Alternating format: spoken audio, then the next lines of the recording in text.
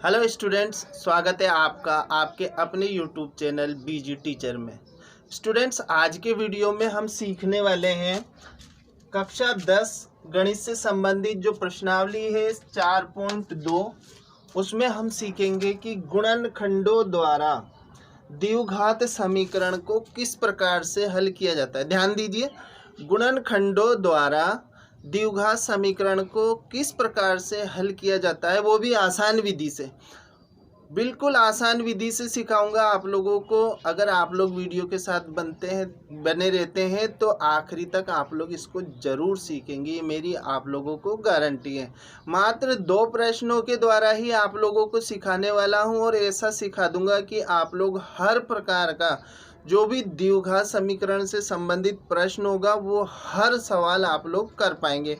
तो शुरू करते हैं आज का वीडियो और देख लेते हैं कि द्विघात समीकरण को हम गुणनखंड द्वारा किस प्रकार से हल कर सकते हैं। तो देखो, यहाँ पर मैंने 2 प्रश्न लिए। इन 2 प्रश्नों के द्वारा ही आप लोगों के पूरे दिमाग में मैं घुसेड़ दूंगा इस विधि को कि किस प्रकार से ही गुणनखंड हल किए जाते हैं। देखो, यहाँ पर है 2x² माइनस 5x प्लस 5 और यहाँ पर आप लोगों को कुछ अजीब सा प्रश्न लग रहा होगा कि √2x² प्लस 7x प्लस 5 √2।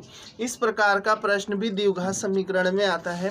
तो इसको किस तरीके से हल करेंगे, तो सबसे पहले इस प्रश्न को हल करना सीख लेते हैं कि अगर आप लोगों के पास इस प्रकार का कोई द्विघात समीकरण आता है तो ये कैसे हल होगा।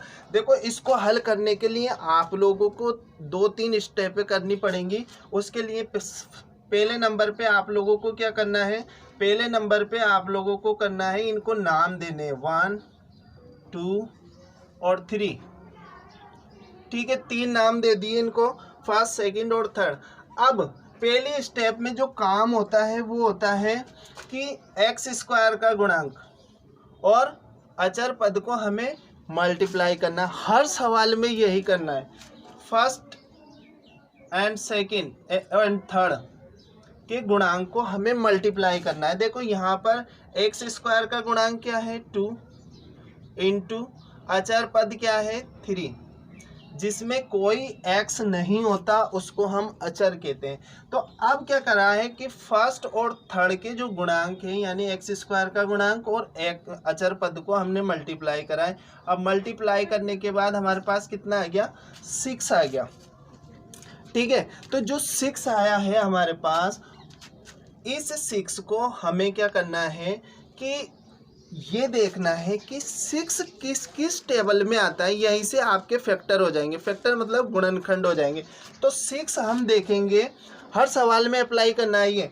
आप देख सकते हो कि 2 की टेबल में 6 आता है, 3 की टेबल में 6 आता है और एक 6 की टेबल में भी 6 आता है।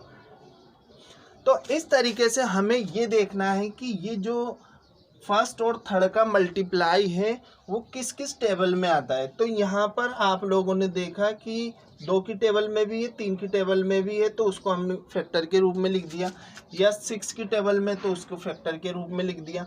अब यहाँ पर हमें क्या करना है, यहाँ पर जो हमारे पास फैक्टर आए, यहाँ पर जो हमारे पास फैक्टर आए, उन फैक्टर से हमें ये जो बीच वाली संख्या है आप लोग देख रहे होंगे, यानी कि x का गुणांक लेकर आना है। x का गुणांक लाना है। ठीक है, x का गुणांक लाना है। इन दोनों फैक्टर से हमें x का गुणांक लेके आना है। अब अगर हम फर्स्ट की बात करें यहाँ पर, तो हमारे पास जो फैक्टर आए हैं वो आए हैं 2 और 3। अब इन फैक्टर्स का हमें क्या करना है, इन फैक्टर्स को आप आपस में या तो ऐड करना है, या तो क्या करना है, प्लस करना है, या फिर करना है माइनस। आपस में माइनस करो या प्लस करो तो हमारे पास माइनस के 5 आ जाने चाहिए। तो अगर हम यहाँ पर प्लस करते हैं दोनों को, अगर हम यहाँ पर प्लस करते हैं दोनों को और दोनों ही प्लस के लेते हैं तो हमारे पास प्लस के 5 आएंगे, जो कि हमें नहीं चाहिए।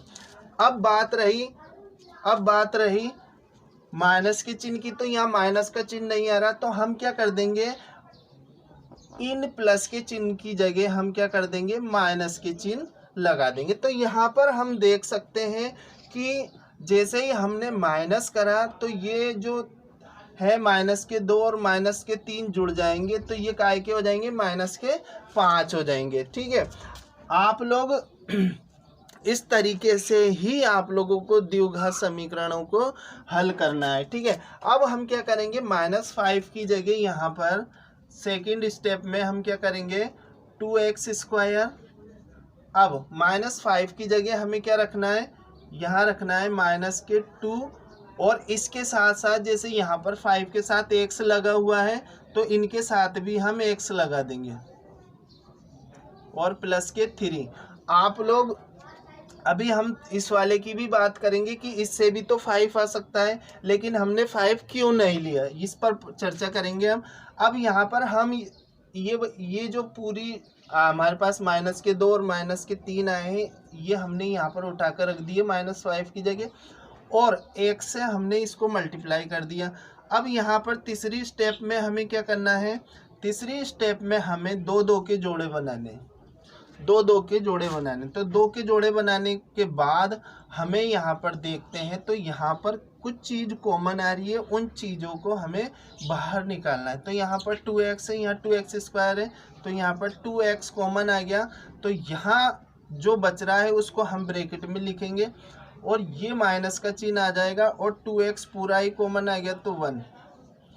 अब अगली स्टेप में हम क्या करेंगे, देखो यहाँ पर 3 और 3 है, तो 3 को हम बाहर निकालेंगे पहले चिन्ह के साथ। तो ये -3 को बाहर निकाल लिया, तो अंदर क्या बच जाएगा, यहाँ से x बचेगा, और ये प्लस का माइनस में हो जाएगा, और 1 बचेगा। देखो, जब भी कोई चीज़ हम ब्रैकेट में लिखते हैं तो उसको हमेशा क्या करते हैं, कोई भी चीज़ माइनस में आती है तो उसको हम ब्रैकेट में लिख देते हैं बची हुई चीज़ को। ठीक है, अब यहाँ पर फिर देखें हम, तो ये दोनों कॉमन आ गए, तो इसको हम क्या करेंगे, x - 1। ठीक है, ये बाहर निकाल लिया। अब जो बच रहा है, बचा हमारे पास ये और ये, इसको भी हम क्या करेंगे, अगले ब्रैकेट में लिख देंगे। ठीक है, ये बराबर में आप लोगों की 0 चल रहा है, तो 0 लिख लें बराबर में। अब आप लोगों को बारी बारी से इनके बराबर 0 करना है। ठीक है, 2x - 3 = 0, तो x = क्या आ गया, 1, और ये आ गया 2x = 3। देखो, इस 3 को इधर लेके आएंगे तो प्लस के हो जाएंगे, इस -1 को इधर लाएंगे तो ये प्लस का हो जाएगा। अब आपके पास एक आंसर तो आ गया। दूसरे आंसर के लिए आप क्या करेंगे, x = 3/2। तो ये बेसिक उत्तर आप लोगों के आ चुके हैं, और इस तरीके से ही आप लोगों को प्रत्येक सवाल को हल करना है। अब हम देखते हैं दूसरा सवाल, जो कि आप लोगों को शायद थोड़ा सा कठिन लग रहा होगा, लेकिन इसको किस तरीके से करेंगे, स्टेप बाय स्टेप, ये 2-3 ही स्टेप में ये हल हो जाएगा। अब इसके लिए भी हमें क्या करना है, वापस से फर्स्ट, अब आप लोगों की ज़्यादा अच्छा समझ में आ जाएगा, ध्यान दीजिए। तो यहाँ पर फर्स्ट इंटू थर्ड करेंगे, फर्स्ट इंटू थर्ड। देखो, सेम प्रोसेस कर रहा हूँ मैं, ध्यान से देखिए, बहुत काम की चीज़ है ये आप लोगों के। अगर चैनल को अभी तक सब्सक्राइब नहीं किया तो सब्सक्राइब कर दे, ताकि इस तरीके का वीडियो आप लोगों तक पहुँच जाए और आपको बहुत ही ज़्यादा फायदा हो। तो फर्स्ट और थर्ड को मल्टीप्लाई करेंगे, यानी x² का गुणांक, x² का गुणांक क्या है, 2 है, इंटू और अचर पद, x² का गुणांक और अचर पद को मल्टीप्लाई किया हमने, तो कितना आ गया, देखो 5 इंटू √2, और √2 को मल्टीप्लाई करते हैं तो सिंपल 2 बच जाता है, ये ध्यान रखना। √2 और √2 को मल्टीप्लाई करेंगे तो सिंपल 2 बच जाएगा, और ये हमारे पास आ गया 10।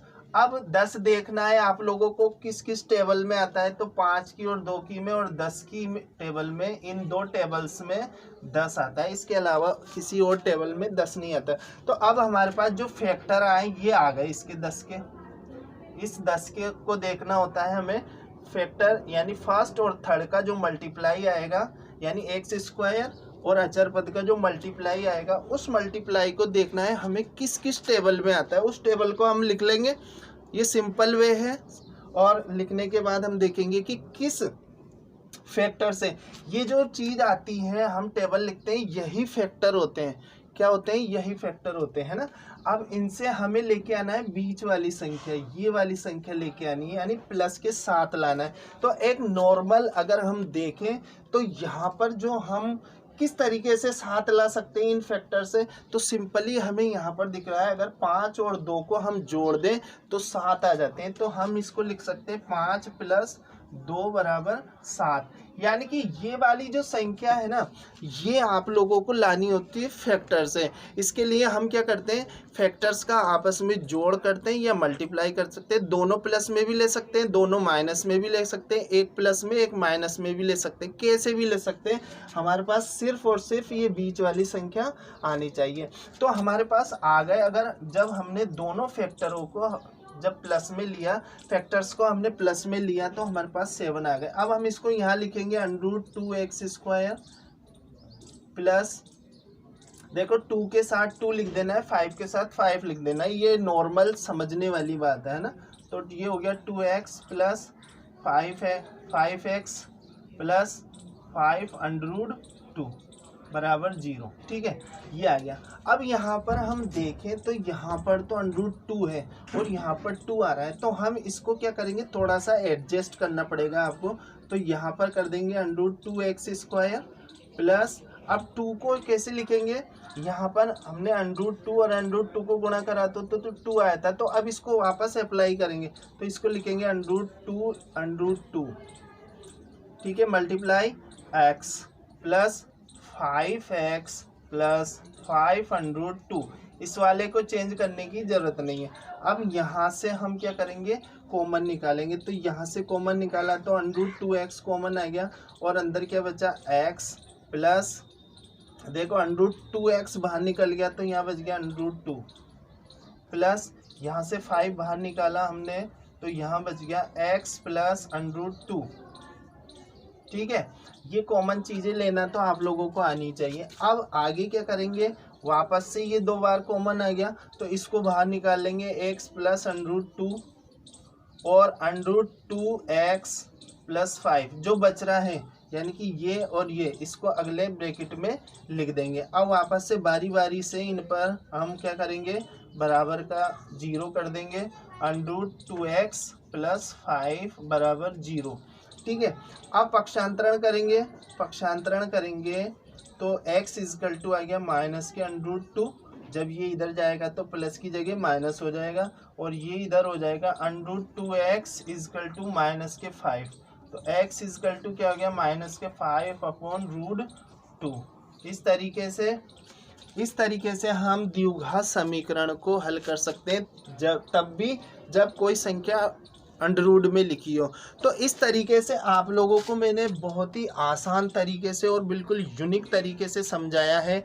साथ में फैक्टर भी आप लोग किस तरीके से निकाल सकते हैं ये देखना है। फैक्टर निकालने के सिंपली जब हम फर्स्ट और थर्ड के x² और अचर पद को जब हम गुणा करते हैं तो गुणनफल जो आता है वो देखना है किस किस टेबल में आता है। तो आप लोगों को सारे फैक्टर मिल जाएंगे, वो सारी टेबल्स लिख लीजिए जिस पर ये गुणनफल आता है। तो इस तरीके से आप लोग इस प्रोसेस को अपनाकर द्विघात समीकरणों को गुणनखंड विधि द्वारा हल कर सकते हैं। आशा है आप लोगों के समझ में आ गया होगा। समझ में आ गया हो तो मेरे भाइयों उतार लो इसे, बहुत काम की चीज़ है।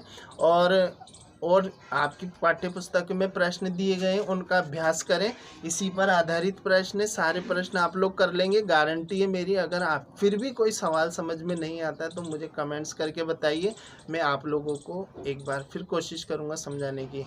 अगर अब भी आप लोगों ने मेरे चैनल को सब्सक्राइब नहीं किया है तो चैनल को सब्सक्राइब कर दें, साथ में बेल आइकन को प्रेस ज़रूर कर दें ताकि इस तरीके के वीडियो आप लोगों तक पहुंच पाए। बिना बेल आइकन प्रेस करे आप लोगों तक वीडियो नहीं पहुंचेंगे। तो मिलते हैं अगले वीडियो में कुछ नई जानकारी के साथ, तब तक के लिए जय हिंद।